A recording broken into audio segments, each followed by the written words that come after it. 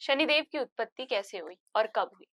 देखिए शास्त्रों में जो बताया गया है कुछ कथाओं के आधार पर जी। ये भगवान सूर्य के पुत्र हैं, ठीक है? अच्छा। और इनकी माता छाया हैं। छाया है। तो जब इनकी जो कथा है वो हम्म। आती है कि जब सूर्य की जो पत्नी थी, जो हम्म। संज्ञा थी, संज्ञा। संज्ञा का नाम और भी अलग-अलग तरीके से लिया जाता है, हाँ। कुछ स्थानों में संज्ञा कहते हैं। तो संज्ञा भी बोलते हैं और छाया भी। बिल्कुल, अच्छा, तो दोनों ही उन्हीं के नाम है। बिल्कुल, बिल्कुल, क्योंकि वो उनकी छाया थी। हाँ। ये था।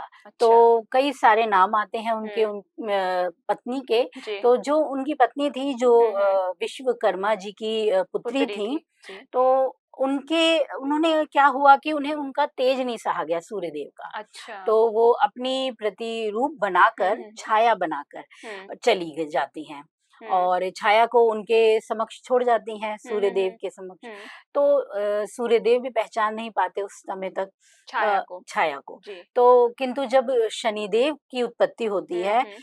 तब सूर्यदेव को पता चलता है हम्म। कि ये तो कुछ अलग है, हम्म। स्थिति कुछ ऐसी नहीं है। हम्म। कथाएँ ना अलग-अलग तरह की हैं। जी। कभी इस तरीके से पता चला, कभी कुछ अन्य कथाओं के अनुसार पता चलता है। हम्म। तो अलग-अलग विवरण अलग-अलग हैं, हम्म। इसलिए कोई मतभेद ना रखिए कि नहीं हम्म। ये कथा नहीं है, वो हर कथाएँ अलग-अलग आधारों से तय की गई हम्म। हैं, मान्यताएँ अलग-अलग हैं। हम्म। तो जब शनिदेव का जन्म हुआ, हम्म। तो उनका जो रंग था, हम्म। वो सांवला, काला रंग, और इस तरीके से। सूर्यदेव एकदम तेज। बिल्कुल, तब उन्हें संदेह हुआ कि हम्म। ऐसा कैसे है, ये कैसे हुआ? हम्म। तो पूरी कथा छाया ने बताई हम्म। और इस तरीके से उन्हें भी पता चला कि हाँ, हम्म। उनकी जो संज्ञा है, पत्नी है, वो हम्म। चली गई हम्म। अपनी प्रतिरूप छाया को छोड़कर।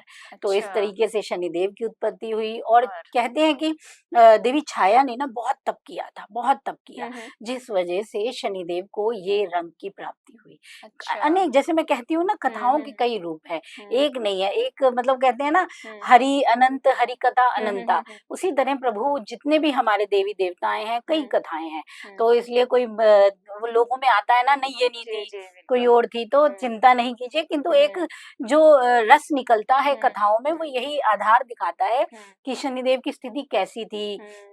उन्होंने जन्म समय ही कितने कष्ट झेले, हम्म। तभी तो उन्हें भगवान शिव ने कर्म का वो बनाया, जी निर्धारक जी, करने मेरा वाला। अगला सवाल इसी से संबंधित है। जी, जी, जी। जी, तो मतलब ज्येष्ठ अमावस्या के दिन ही शनिदेव पैदा हुए। जी, जी, जी। ठीक है। तो मेरा अभी दूसरा सवाल ये है कि शनिदेव जो हैं सूर्यदेव के पुत्र हैं। सूर्यदेव को पता है कि वो मेरे पुत्र हैं, फिर भी इतना उन दोनों के बीच में बैर क्यों है?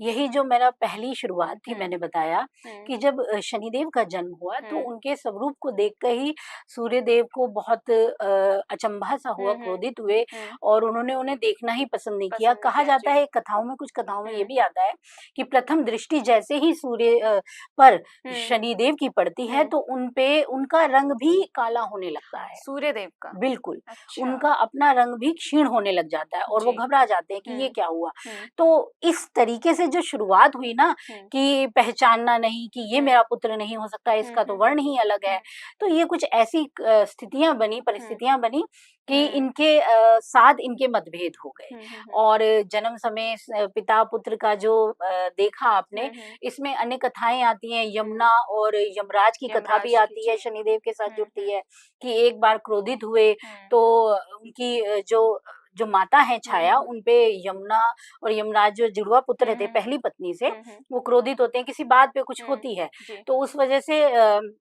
जो यमराज हैं कुछ कह देते हैं, हुँ। तो छाया उन्हें बहुत डाँट लगाती हुँ, हैं, हुँ। कुछ कठोरता है शब्दों में, मैं हुँ। वो नहीं बोलूँगी।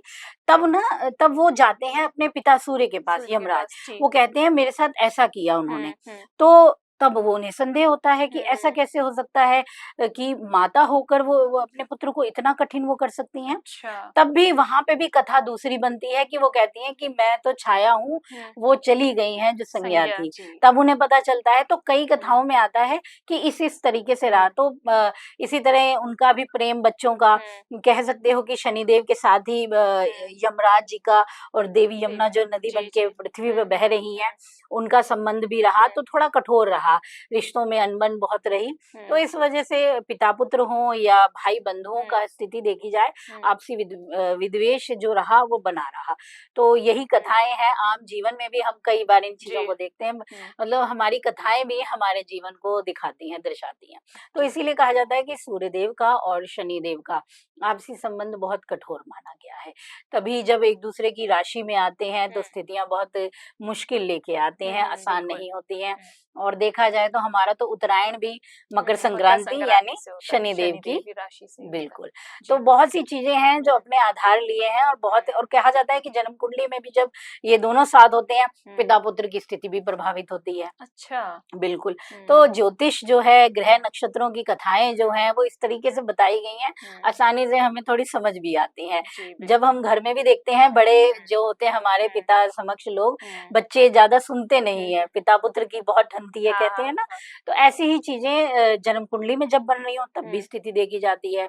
और यही चीज़ें जब हम अपने ज्योतिष शास्त्र में देखते हैं या अपने जब संक्रांतियों की स्थिति को देखते हैं, सूर्य की स्थिति, अन्य ग्रहों की स्थिति देखते हैं, तब भी अपना असर डालती हैं। इसी प्रकार की वीडियोस देखने के लिए हमें सब्सक्राइब करना ना भूलें और एस्ट्रोलॉजी से जुड़ी लेटेस्ट जानकारी के लिए डाउनलोड करें माई ज्योतिष ऐप।